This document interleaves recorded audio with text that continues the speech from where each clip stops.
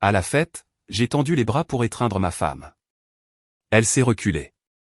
Je préférerais étreindre une moufette que toi. J'ai jeté mon alliance et j'ai dit, vous formerez un couple parfait. Tout le monde a applaudi pendant que je m'éloignais. Elle a fait glisser mon café sur le comptoir comme une facture qu'elle n'avait pas l'intention de payer et a dit, ne m'attends pas ce soir. Je vois les filles. Tu peux te débrouiller pour le dîner. C'est mardi. Je lui ai dit, nous cuisinons toujours le mardi. Chloé n'a pas levé les yeux de son téléphone. Alors cuisine ou ne cuisine pas. Je ne suis pas ton agenda. C'était le premier coup net. Pas de colère, pas de scène, juste la sensation que l'on a quand l'ascenseur tremble entre deux étages. J'ai fixé le café. Même tasse, même cuisine, même femme, mais aucune chaleur. 2 mois auparavant, elle me taquinait parce que j'avais trop salé le chili. Maintenant, j'étais un meuble qui réclamait de l'attention. Si c'est à propos du budget, ai-je tenté, nous pouvons revoir l'abonnement à la salle de sport. Et là, elle a eu un rire bref et méchant.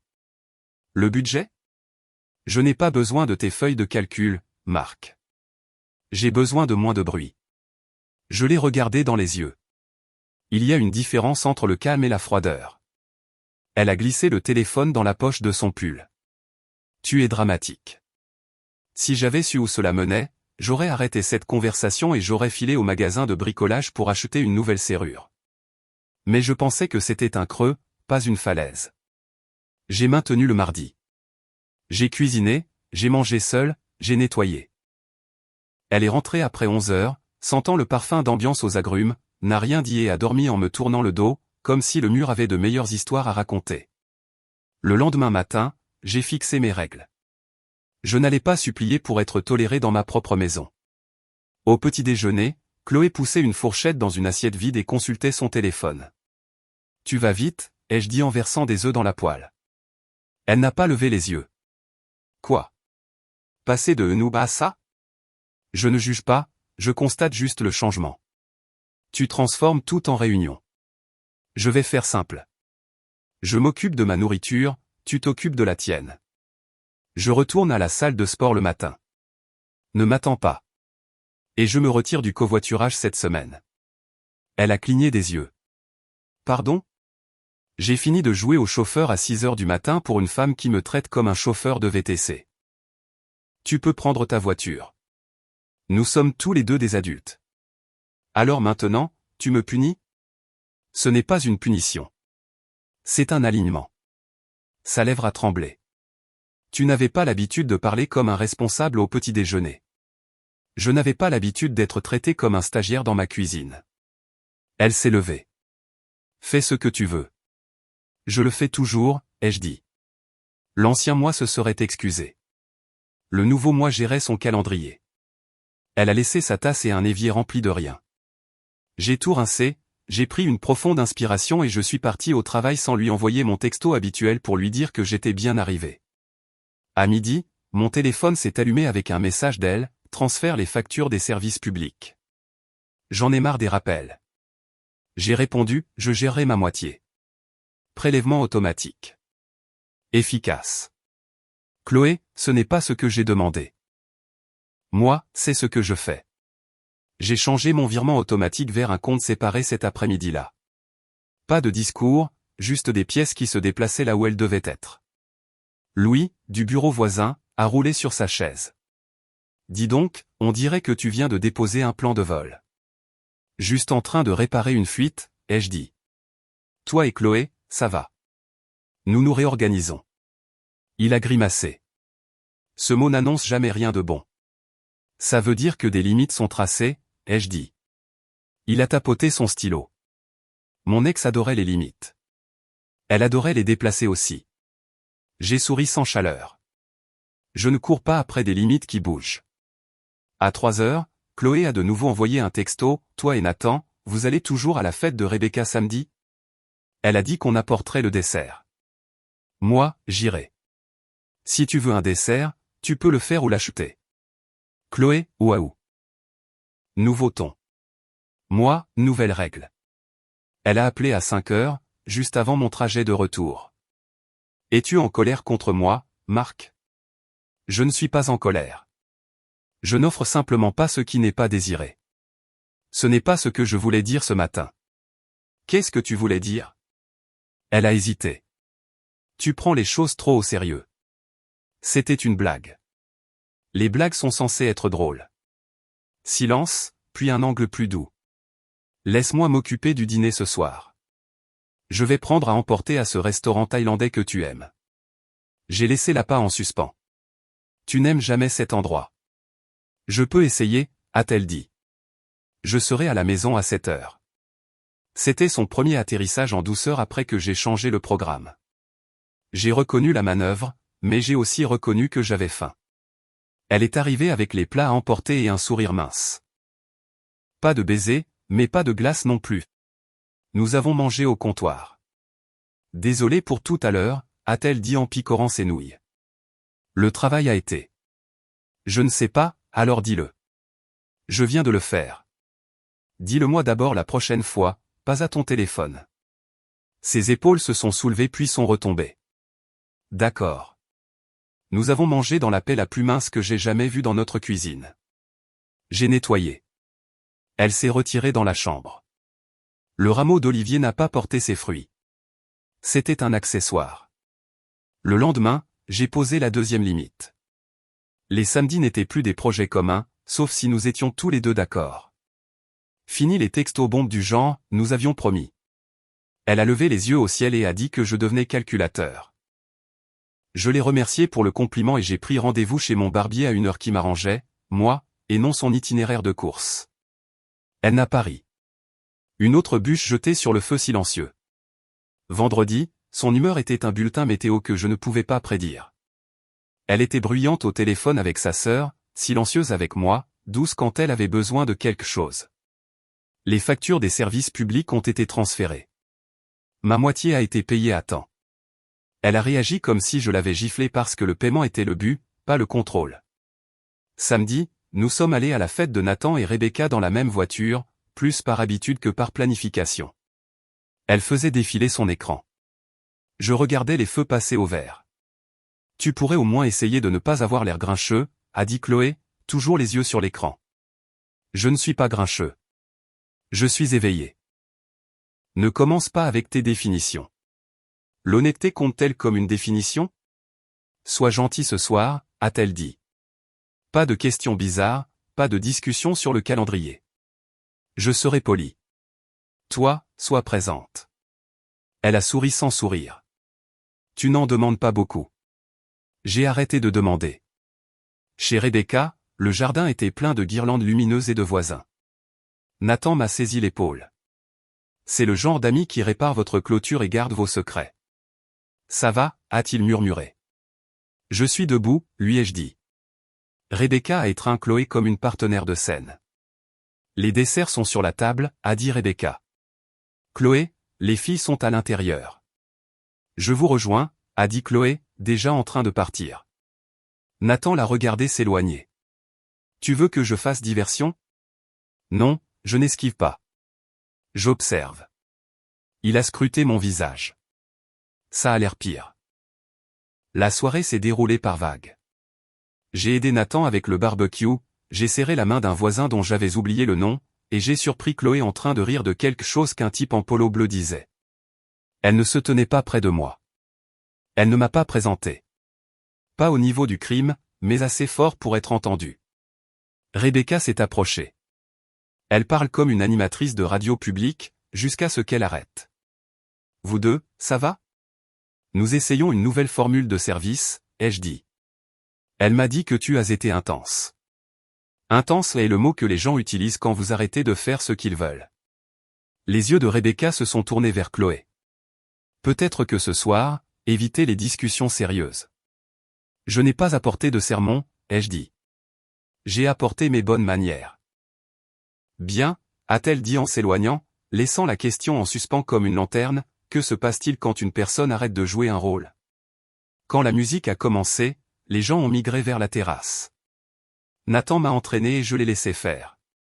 Chloé se tenait sur le bord avec « les filles ». J'ai vu mon ouverture non pas pour une scène, mais pour une connexion simple et nette. Je me suis approché, J'ai tendu le bras pour la prendre par les épaules d'une manière polie et publique, et elle a reculé comme si j'avais tendu un fil électrique. Ne fais pas ça, a-t-elle dit. J'ai gardé une voix égale. Détends-toi. C'est un câlin, pas une prise d'otage. Elle a élevé la voix, la dirigeant par-dessus la musique pour que le cercle entende. Je préférerais étreindre une moufette. Elle a ri de sa propre réplique. Le cercle a ri avec elle. Pas tous, juste assez. Je me suis figé une demi-seconde. Pas de la tristesse de la reconnaissance. On ne reçoit qu'une seule de ces répliques de la part de la personne qui a promis d'être votre moitié. Si elle fait mouche, vous l'enregistrez ou vous vous perdez. J'ai enlevé mon alliance. Pas de discours, pas de main tremblante. Je l'ai laissée tomber sur la terrasse en bois, où elle a cliqueté, petite et finale. Toi et la moufette, vous formeriez un couple génial, lui ai-je dit. Ma voix n'était pas forte. Elle n'en avait pas besoin. Des têtes se sont tournées. Quelqu'un a reniflé. La bouche de Nathan s'est ouverte puis refermée. Chloé a cligné des yeux comme si elle avait été éclaboussée.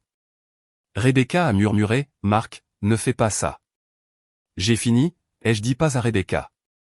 J'ai posé mon verre sur la balustrade comme un homme laissant un verre vide et je suis sorti tout droit par le portail latéral. J'ai entendu un rire derrière moi. Je ne pouvais pas dire si c'était de moi ou de l'étrangeté pure d'une bague sur le plancher. Peu importe. L'air nocturne avait le goût d'une décision.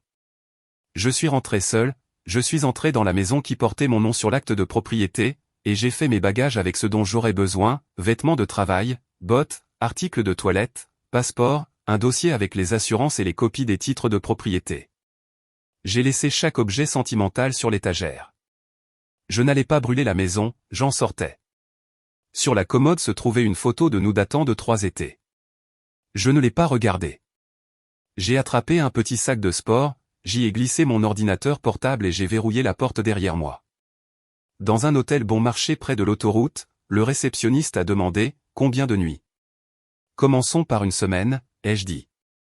La chambre sentait le citron générique. J'ai pris une douche, j'ai posé mon sac sur la chaise et j'ai dormi comme un homme qui avait enfin cessé de se disputer avec le mur. Le lendemain matin à 8 heures, je suis allé courir, j'ai acheté un mauvais café qui avait un goût honnête, et je suis allé à la poste. J'ai fait certifier ce qui devait l'être. J'ai envoyé ce qui devait être envoyé. Je n'ai pas envoyé de texto à Chloé. Je n'ai rien posté. J'ai rempli des papiers qui mettaient fin au contrat qui était devenu une performance. Louis m'a vu lundi et a haussé un sourcil. Tu as déménagé? J'ai tourné la page, ai-je répondu. Tu le lui as dit? Elle s'en rendra compte quand la maison deviendra assez silencieuse. Pendant 2 semaines, mon téléphone était une pièce de musée. Travail, salle de sport, sommeil, la lente réorganisation d'une vie. Je n'ai pas regardé ses réseaux sociaux. Je n'ai pas appelé Nathan, sauf pour dire que j'allais bien. J'ai mangé simplement et j'ai lu au lieu de me disputer dans ma tête. Au 15e jour, le nom de Chloé s'est allumé sur mon téléphone à 19h12. Je l'ai laissé sonner une fois, puis j'ai décroché. Je crois aux lignes claires. Où es-tu, a-t-elle commencé. Pas à la maison. Tu trouves ça drôle? Non, tu es juste parti. Pour une blague. Tu n'as pas raconté de blague, ai-je dit. Tu as dit à toute la pièce qui j'étais pour toi. Cette histoire de bague était puérile. Cette histoire de bague était adulte, ai-je répondu. Elle disait que je ne cautionne pas le manque de respect. Tu es toujours mon mari, a-t-elle rétorqué. Tu n'as pas le droit d'affamer le foyer parce que tu es sensible. Le foyer? Tu veux dire toi. Je veux dire les courses, les factures. J'ai besoin que la carte commune soit rechargée. Elle ne le sera pas. Ma moitié des factures est en prélèvement automatique. Le reste n'est pas mon problème. Tu ne peux pas me faire ça. Je ne te fais rien. J'ai fini de faire pour toi. Alors, tu nous abandonnes? Il n'y a pas de nous qui ait besoin de soutien en ce moment. Il y a toi qui profites d'une situation confortable et moi qui la finance pendant que tu me traites comme une chaise d'appoint. Je ne financerai pas ça. J'ai déjà engagé la procédure. Tu recevras les papiers. Tu as engagé la procédure? A-t-elle répété, comme si le mot avait des dents. Lundi dernier. Tu es fou. C'est parce que je ne voulais pas te faire un câlin sur une terrasse? Tu veux jeter des années pour une réplique stupide? Les années ne l'emportent pas sur le respect, ai-je dit. Et ce n'était pas une seule réplique. C'était une tendance. La réplique avait juste un microphone. Tu exagères. J'ai fini d'expliquer. J'ai mis fin à l'appel. Pas au milieu d'une phrase. Pas en colère, juste fini. Elle a rappelé. J'ai laissé aller sur la messagerie vocale. Elle a envoyé une série de longs paragraphes où les excuses se mêlaient aux reproches. Je n'ai pas répondu. C'était ma 3e règle, pas de discussion par dissertation. 2 jours plus tard, elle a essayé un nouvel angle. Je marchais de mon camion au bureau quand j'ai vu Chloé attendre sur le trottoir. Elle s'était coiffée d'une manière qu'elle savait que je remarquais. Elle tenait un sac de ma boulangerie préférée. Louis, déjà dehors, a marmonné, oh, et s'est retiré comme l'homme intelligent qu'il est. Elle s'est avancée avec un petit sourire étudié. Tu as l'air mince. J'ai l'air d'un homme qui suit son propre emploi du temps. J'ai apporté des muffins. Aux myrtilles. On peut parler. Garde-les, ai-je dit. Je n'accepte pas de cadeaux avec des conditions. Peux-tu arrêter ton cinéma froid? A-t-elle dit à voix basse. J'essaie. Qu'est-ce que tu essaies de faire? Réparer ça. Qu'est-ce que ça, Chloé? Elle a dégluti. Le fait que tu sois en colère. Écoute, je suis désolé pour la fête de Rebecca. J'ai dit une réplique stupide. Tu m'as embarrassé en partant comme ça. Tu t'es embarrassée toute seule, ai-je dit. J'ai juste quitté la scène. Elle a poussé le sac vers moi. 20 minutes. On s'assoit dans ton camion. On parle. On mange. Sans téléphone. Voici ma réponse, ai-je dit en tenant la porte du bâtiment. Tu as besoin d'argent? Trouve un travail. Tu as besoin de moi. Respecte-moi. Je ne suis pas ta banque. Ne reviens plus ici. Alors c'est tout, a-t-elle pâli. Tu me laisses tomber parce que tu t'es enfin trouvé une colonne vertébrale? J'en ai toujours eu une, ai-je dit. J'ai juste arrêté de la plier pour toi. Je ne t'ai jamais rien demandé. Tu as tout demandé et tu as appelé ça rien. Elle a laissé tomber le sac par terre. La boîte en est sortie, un muffin roulant sous un banc. Ramasse ça, lui ai-je dit, calme. Ne laisse pas ton désordre à quelqu'un d'autre. Elle a fixé le sol, puis s'est accroupie et a ramassé les débris. Tu es cruel. Je suis clair. Tout le monde dit que tu réagis de manière excessive, a-t-elle tenté. Tout le monde ne m'a pas épousé. Et ils n'ont pas fait cette blague sur une terrasse. Elle s'est redressée. Je vais parler à Nathan. Je vais parler à ta mère. Parle au miroir, ai-je dit, et j'ai franchi la porte. Elle ne m'a pas suivi à l'intérieur.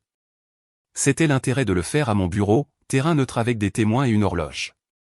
Cet après-midi-là, Hélène, ma patronne, a rôdé près de mon bureau. Elle est toute en affaires et en chaussures sobres. Y a-t-il quelque chose que les ressources humaines devraient savoir? Non, ai-je dit. Elle est venue. J'ai refusé. C'est fini. Hélène a hoché la tête. Gardez votre calme dans le bâtiment. Je soutiens les limites, mais je les préfère hors de la propriété. Compris. Chloé n'est pas venue le lendemain. Elle a appelé ce soir-là, et j'ai ignoré. Puis elle a de nouveau changé de tactique. Cette fois, un déluge de textos doux, de vieilles photos, des offres de cuisiner si je rentrais à la maison, des promesses d'essayer une thérapie, d'essayer des fins de semaine sans téléphone, d'essayer n'importe quoi une fois. C'était du pur velours, la deuxième illusion de changement, plus élaborée que la première. La différence était le moment. Elle est arrivée quand les factures des services publics ont été rejetées parce que la carte commune n'était pas utilisée pour son plan. Elle est arrivée quand le rendez-vous au salon de coiffure a dû être annulé. Elle est arrivée quand elle a réalisé que ma séparation n'était pas un bluff. Je n'ai pas remué le couteau dans la plaie, je n'ai simplement pas bougé. Une semaine plus tard, une enveloppe est arrivée à l'adresse de ses parents parce qu'elle y était restée quelques nuits après mon départ. Nathan m'a envoyé un simple texto, « Tu as fait ce que tu devais faire ». J'ai répondu par un pouce levé. Nous sommes des hommes dans la quarantaine. Nous n'écrivons pas de poèmes. Le divorce s'est conclu discrètement. Pas de théâtre au tribunal, pas de combat d'experts. La maison était à moi avant, et les papiers l'ont reconnu. Mon camion, mes outils, mes comptes. Elle a gardé sa voiture et une boîte de décoration que je n'ai jamais comprise. Je suis retourné dans ma maison 30 jours après la scène de la terrasse avec une clé qui a toujours fonctionné. Le premier matin, le calme était agréable. Pas vide, juste honnête. J'ai fait 2 œufs, j'ai réparé la charnière de placard desserré qui grinçait depuis le printemps, et j'ai pris un appel de ma mère où elle m'a demandé si j'allais bien. Je lui ai dit que j'allais mieux que bien. J'étais précis. Chloé n'est plus revenue. La dernière fois que je l'ai vue, c'était de l'autre côté du parc de stationnement d'un supermarché. Elle était avec sa mère, les cheveux tirés en arrière, passant devant les surgelés avec son sac à main serré haut. Elle ne m'a pas vu. Je n'ai pas fait de signe. Laissez-moi revenir en arrière pour assembler les pièces qui m'ont poussé de la cuisine à la terrasse, puis à l'hôtel, car ce n'était pas une insulte et une sortie dramatique. C'était une série de petits tests que je continuais de réussir en ne remarquant pas ce qu'ils étaient. Au début, l'objectif de Chloé était simple, le confort. Le confort à mes dépens. Le ton est passé de « nous » à « je », avec des métaphores comme « je porte le fardeau », même quand le fardeau était mon portefeuille couvrant les dîners pour lesquels elle avait oublié sa carte. Si je résistais, elle lançait des blagues sur mes feuilles de calcul et mes règles pour l'heure du coucher. Si je cédais, elle ajoutait de nouvelles préférences, comme des brunchs obligatoires avec des couples que je ne connaissais pas. Quand j'ai tracé une ligne nourriture séparée, trajet séparé, elle a essayé une voie plus douce et est arrivée avec de la nourriture thaïlandaise. Quand j'ai déplacé l'argent dans des canaux propres, elle m'a traité de froid et est venue avec des muffins. Les 2 fois, elle ne s'excusait pas, elle négociait un retour au forfait qu'elle aimait.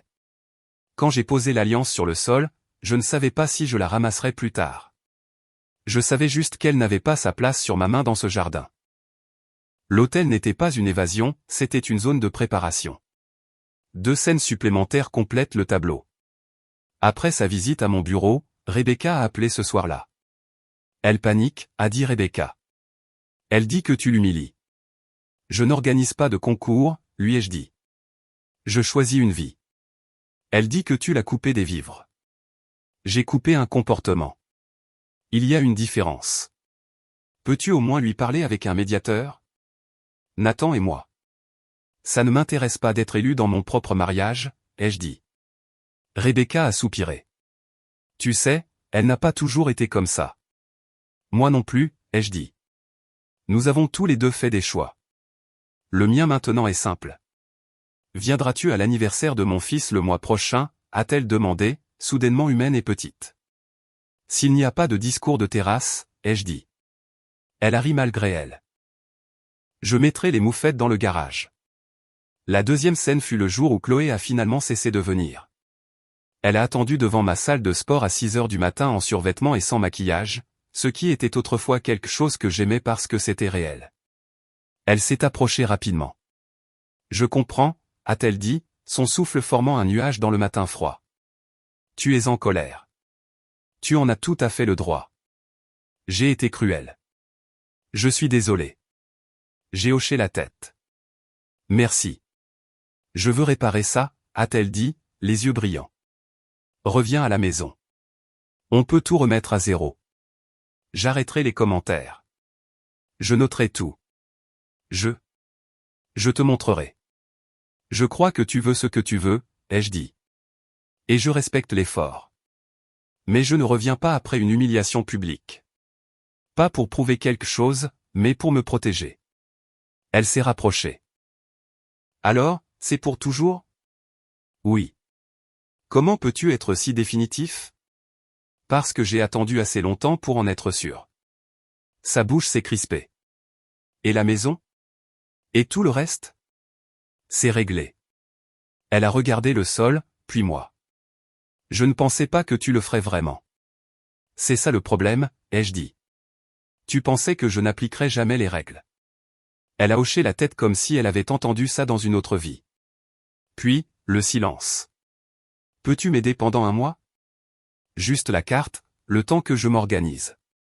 Non, ai-je dit. S'il te plaît. Non, ai-je répété, pas plus fort, juste plus simplement. Elle a regardé le parc de stationnement, la lumière du soleil matinal glissant sur les capots. Alors nous sommes des étrangers. Nous sommes des adultes, ai-je dit. C'est mieux. Elle s'est éloignée. Pas de manière dramatique, sans trébucher, juste une marche régulière de quelqu'un qui avait compris que le jeu était terminé et que les lumières de la salle se rallumaient. Une semaine plus tard, les documents lui sont parvenus. Une autre semaine, ma clé fonctionnait dans la serrure, et son nom ne vivait plus ici. Nathan et Louis m'ont aidé à ramener quelques cartons du garde-meuble. Nous avons commandé une pizza et n'avons pas parlé de sentiments. La chambre a l'air plus grande, a dit Louis. La maison a l'air plus propre, a dit Nathan. La vie a l'air précise, ai-je dit. Et ils ont trinqué à ça. Quand je me suis réveillé seul dans mon lit, le silence était le mien. Je suis allé au travail, je suis rentré, je me suis assis sur mon porche, j'ai répondu au courriel. Hélène est passée à mon bureau et a dit que j'avais l'air plus léger. Je lui ai dit que je dormais simplement mieux. Elle a hoché la tête avec ce regard que les patrons ont quand un problème cesse d'être un problème pendant les heures de travail. 2 mois plus tard, j'ai rencontré Claire au marché. Elle vend des plantes et ne tolère pas les bêtises. Elle m'a demandé si je connaissais la différence entre le romarin et le thym. Je lui ai dit oui et j'ai montré les étiquettes. Elle a ri de la réponse et m'a invité à prendre un café. Nous nous voyons les fins de semaine.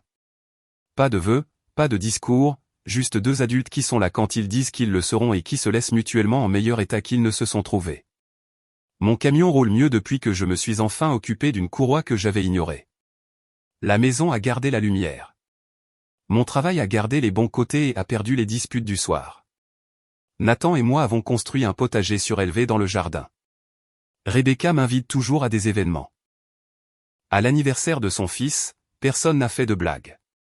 Le thème de la moufette a été mentionné une fois, puis est mort de lui-même, comme une mauvaise chanson qui s'estompe. Quant à Chloé, les nouvelles ont circulé.